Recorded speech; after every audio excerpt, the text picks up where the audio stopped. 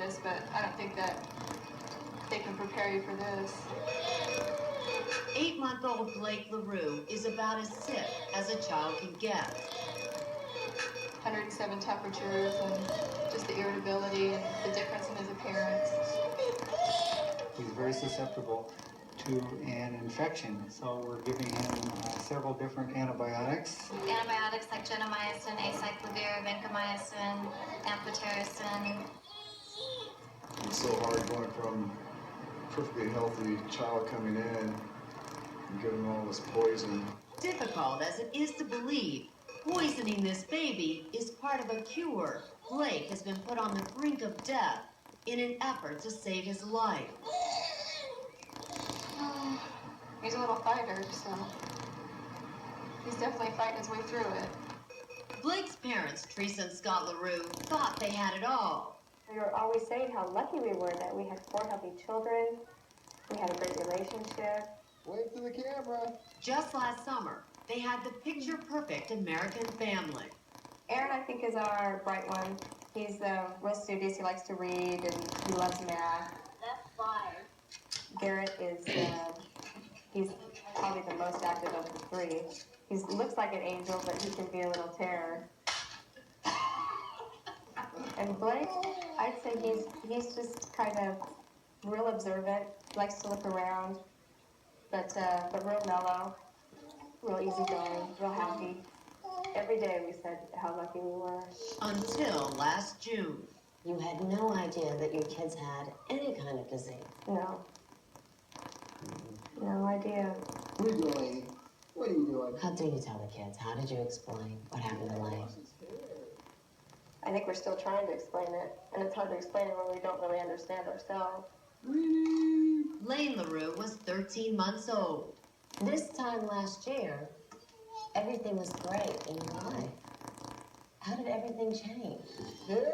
We went on vacation. We went to Colorado River, and on the way up to the river, Lane started to get a fever.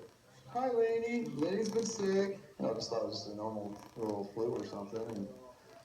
And he was sick the whole time we were at the river, and he just got sicker and sicker. They were running tests, and within 4 days, that's all it took. He just went downhill from that point on. Within 2 weeks of getting sick, and just a few days after these pictures were taken, Lane was dead. As it turns out, Lane suffered from a genetic defect, X-linked lymphoproliferative disorder. It's so rare, it affects fewer than 300 people in the entire world. But it's not rare enough for the LaRues. Not only did Lane have it, but his 2 brothers, Garrett and Blake, have it as well. It's unlike any other disease because these children usually are perfectly normal until they get the virus that causes infectious mononucleosis. It's called Epstein-Barr virus. Following Epstein-Barr virus, they often die right away of liver failure. Dr. Richard Steen is head of immunology at UCLA's Children's Hospital. About 2/3 of the time, the children will die right then. In the other 1/3, they'll get some dreadful disease like lymphoma, cancer. How would you explain, and how do you explain to your friends what XLP is? It's an X-linked disorder. That means it's passed on through the mother. In other words, you're the carrier. I'm the carrier. And you had no idea before this. No idea. When I found that out, I thought, how in the heck could this have happened? My body betrayed me, you know. How could it do this to me? And how could I be the one to kill my child? Because the mononucleosis virus is so common, Garrett and Blake are at constant risk. Only Aaron, who does not have XLP, is safe. Usually they die before they're 10 years old. It's constantly watching people and making sure that nobody's sick that comes into our home. Christmas time, normally a big family function. We can't see other kids. We can't have other kids around ours. Can I help you out? Blake and Garrett need a new immune system, and the only way to get it is with a bone marrow transplant. Would you like to get blood today? Now we're trying to find matches for both of them. That didn't hurt at all. Finding those bone marrow matches has become a full-time job. If you ever need a break, just call me over. How many drives have you been through like this? This is our sixth. Just for me? And it is good therapy for us, and we feel like we're doing something to save our kids. You look at their background and look at what they look like, and hopefully something will come through with that. If someone looks like you, is that a good chance that they could actually have the same genes and be I think so, yeah. The line starts at the yellow tape. Over 1,600 people were tested at this blood drive. It's overwhelming. We're real glad that everybody's trying to help out the boys. Hi. And today, after 3 months of searching, good news. We are really fortunate to find a match for Blake. But it's not a bone marrow match. It may be something even better. His transplant will come from the umbilical cord blood of a newborn baby. That blood is very rich in the type of stem cells or seed cells that are found in the bone marrow of everybody that's walking around. Dr. Michael Lill runs UCLA's bone marrow and cord blood transplant lab. Right now, Blake's stem cells are creating blood that contains this XLP, this disorder, and what you're going to do is get rid of that completely, that bone marrow, Exactly. and replace it with a child who's healthy. Exactly. Hi, sweetheart. When we're transplanting the cord blood, we're transplanting another person's immune system into the patient's body. But it's not without risk, extreme risk. He is undergoing a potentially fatal procedure in an attempt to save his life. To prepare for the transplant, Blake must receive 10 days of chemotherapy and other powerful medications. Okay, buddy boy. We're trying to stop just short of the dose of the drug or radiation that would be fatal for the patient. You use a dose just short of what would kill him in Yeah. order to get rid of his immune system. Exactly. Why now then? Why decide to do this? Because we don't have a choice. And now's our best chance because they're not sick and they're healthy. And they have the best survival rate when they're healthy. Hard decision. It was a really hard decision. Coming up, If it works, he's cured, he no longer has the disorder, he will be able to lead a normal life. Blake's transplant. And if it doesn't work, Then the possibilities for it not working may result in him dying from the transplant itself. so tomorrow's the day. It's a big day, yeah. How do you feel about it?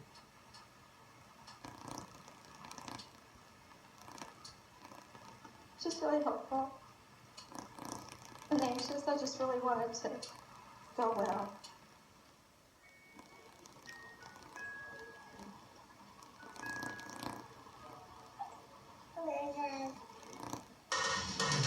Also ahead, New York Blood Center is the only large-scale facility making cord blood available for transplant. But that's about to change. This summer, the National Institutes of Health is helping to set up 4 more centers around the country. Places where mothers can donate cord blood that could one day help other families like the LaRues.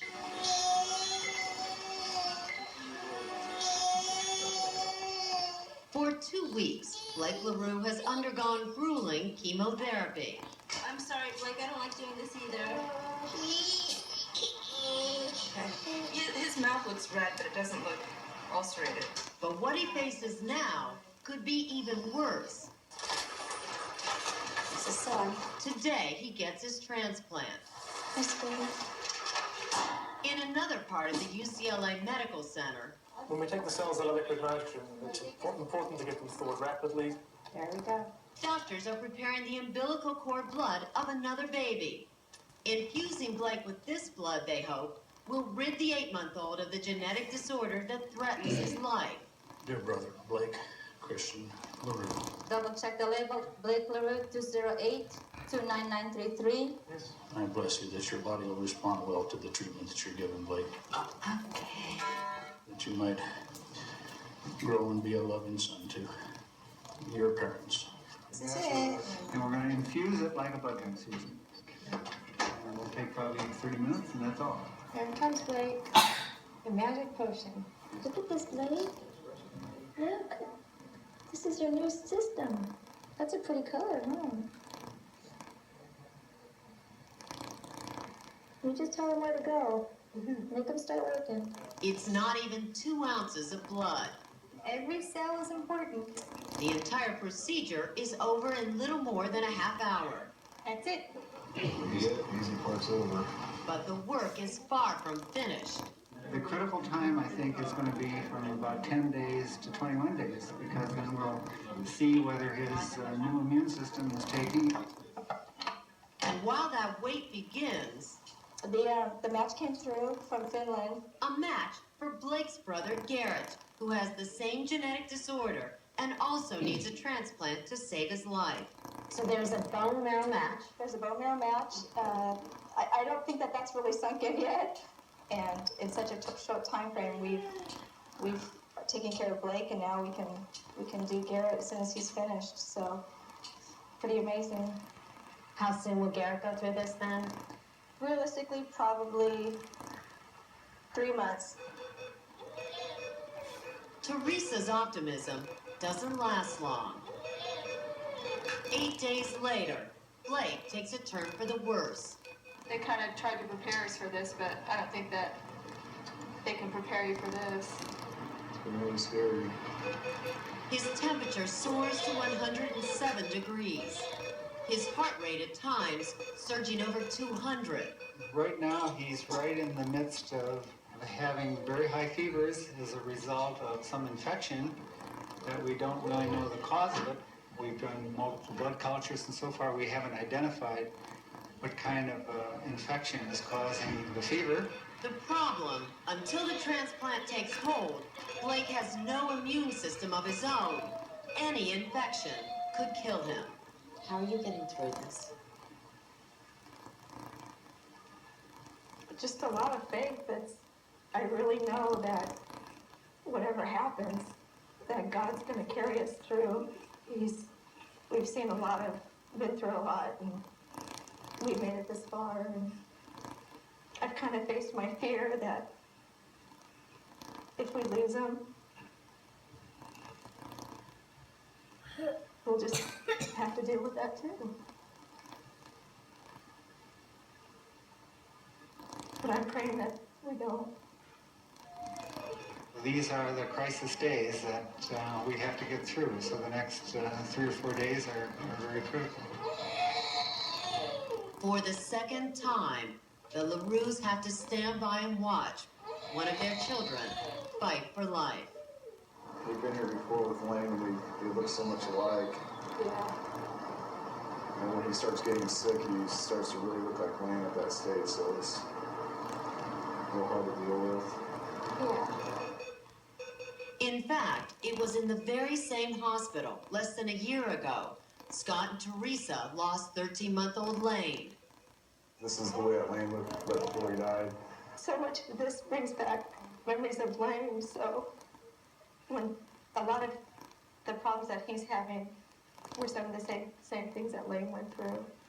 While we're in here, we start thinking about all this terrible stuff that he's going through, we're going to go through with Garrett. Yeah, I don't know. Honestly, right now, I don't know how we're going to do it. It's been so hard watching the changes in Blake. Last week, I said, we're not going to do it. We're not going to do it with Garrett, because we'll just take the chance of how many years we'll have left with him. Look who's there! My feeling is that if Blake gets through this okay, we should start to schedule the other boy right away. That's going to be hard with these parents. Well, you wait and see. With Blake. I think that if Blake turns out to have a good outcome, these memories are going to fade, and they're going to have a baby that's not going to have been sitting on a time bomb in terms of getting a fatal viral infection. My little Blake. So no matter how the parents feel at this point, I mean, Garrett's got to get in there too. Absolutely. What do you want to hear from the doctors? I'd like to hear that his white counts are up. That'd be great. Once the white counts come up, everything else kind of disappears.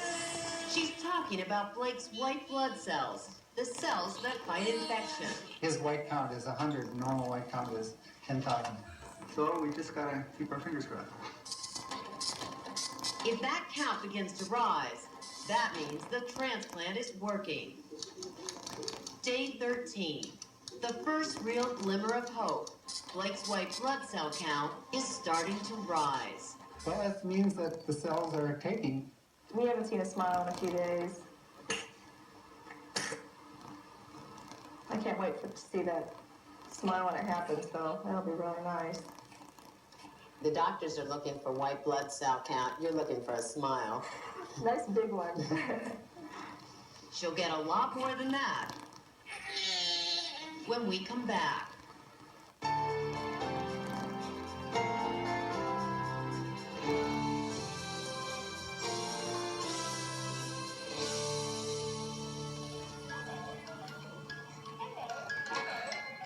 Where's my smile? Where's my smile? The tears are gone, so are the fevers. I'm excited you get to go home today. Blake LaRue is leaving the hospital. First time he's had clothes on in 6 weeks. I don't even know how to explain how it feels. It's just... I'm sorry. We just weren't sure that, today would come, so it's just, we're overjoyed that it's here. Blakey, you look like such a big boy. Look at big boy shoes. Big boy shoes. Come on, Garrett. We're going to say a prayer for Blakey. Dear Lord, we want to thank you for this day. We'd like to thank the doctors and the nurses for all their loving care. And I'd like to thank you, Lord, for sending these poor, beautiful children. For Aaron and Garrett, who have been so patient. And for Blake, who fought so hard and was so strong to make it through this. And for our little angel Lane, and without his life, Garrett and Blake wouldn't have a future. Amen. Oh, good luck. Bye-bye. The LaRue family were here night and day. They were the best nurses. In fact, we're thinking of hiring them. And they were really devoted. There was a lot of hard times, but they didn't lose faith. They were really the best kind of parents that we've ever seen. So we're really grateful to them. We didn't get to leave the hospital with Lane, so that was a big thing for us, that we were actually able to walk out those doors with Blake in our arms. 35 days after Blake's transplant, his new immune system appears to be working. So do you feel you have the old Blake back? We're getting close to it. Every day, he's a little bit more playful. He's not as tired. He's not sleeping as much. Did the doctor say that he's cured of XLP, that he no longer has? They think that he is. There's still some more tests to make sure that all the cells that are coming back are the cord blood cells and not his own. But the LaRues are sure enough to be willing to try the same procedure for their other son, Garrett. When I talked to you in the hospital, you had found a bone marrow match for Garrett. Are you still planning on doing that? Actually, the doctors are leaning more toward the cord blood, even though it is a 4 out of 6 match. I doubt we'll use the bone marrow. I think the cord blood's the way to go. I say thank you in my prayers every night. If without that woman donating her cord, we would have never had a chance at a future for this little guy. Sweetness. Where's my smile? Tonight, doctors say that future remains bright for young Blake LaRue. But it may be as long as a year before they know for sure if his immune system is working and disease-free. As for his older brother, Garrett will be entering the hospital next month for his cord blood transplant. We'll keep you posted.